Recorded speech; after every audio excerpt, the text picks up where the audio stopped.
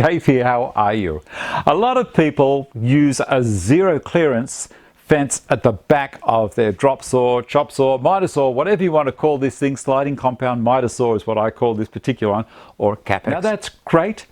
How you anchor it, sometimes with screws, sometimes with double-sided tape.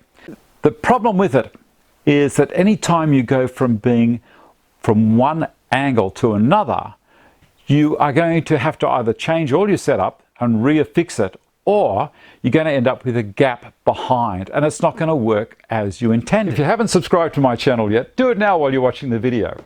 Let's say this is my zero clearance fence already connected to the fence on the saw. I'll do a cut.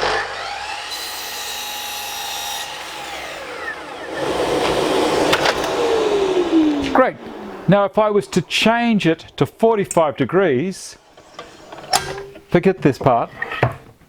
Now I'm going to be cutting part of it off. Let's go that way.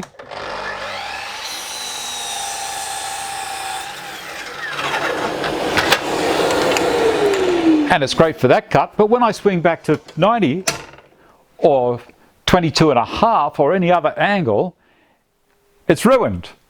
So I came up with this quick idea.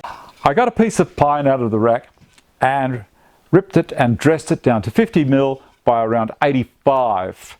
And then all I've done was put it on the kapex and docked it and then cut it at 45 degrees. I also invested in a second clamp for the kapex. I'm going to show you why and how this works well for a couple of applications. First of all, just flip the thing over and now I have an area behind, and this one also bringing down here. And you're probably saying, well, that's great, Dave. How am I going to keep the thing there? Well, this is where the second clamp comes into play. First clamp, swing it around, drop it down and lock it. Second clamp, do the same thing. Pop it in, spin it around, drop it down, pull the thing back against the fence. There you go. I now have a sacrificial fence at 90 degrees. I want to go to 45, pretty easy. Spin it around, release the clamps, slide it back, slide this one forward and lock it. Now I'm using the slot as a guide as to where I'm putting the saw. I'll pull it down without running it. Beautiful zero clearance. 22.5 degrees, let's do it. Release the clamps. 22.5. Bring it up to it. Done.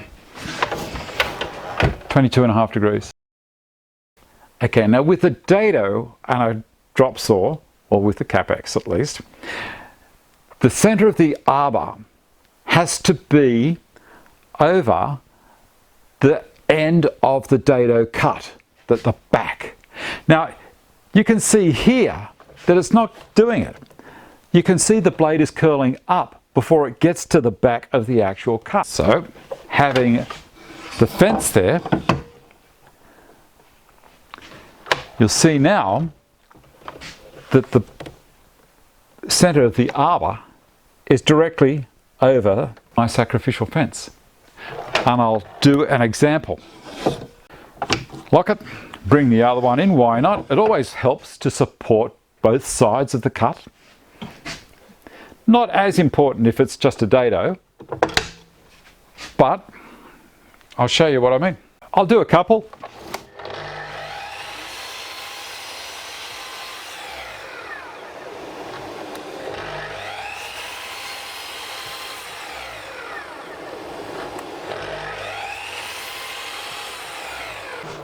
See, the dado is going all the way through.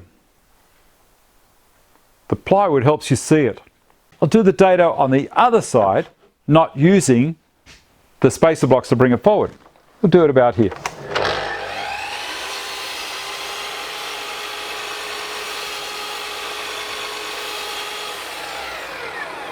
Did you see that?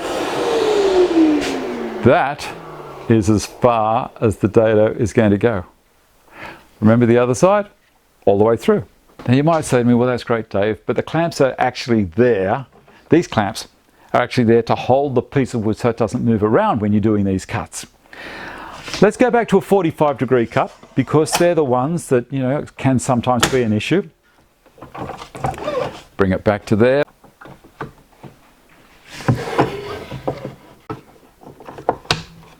Gotcha.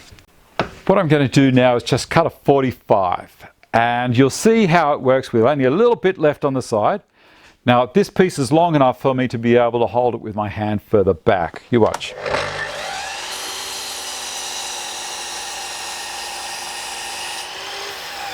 Wait for the finish and lift. This hasn't had the inclination to go flying off around the workshop. It's been held pretty well. Now, let's say I want to cut something very, very small like this guy here.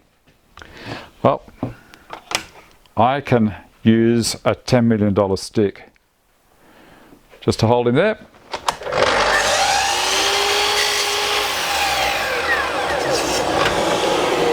Fingers nowhere near it. Beautiful cut. Works great. If you like what I'm doing, give me a thumbs up, subscribe to the channel, share the video around with your friends. See you next time. What a simple idea. I love it.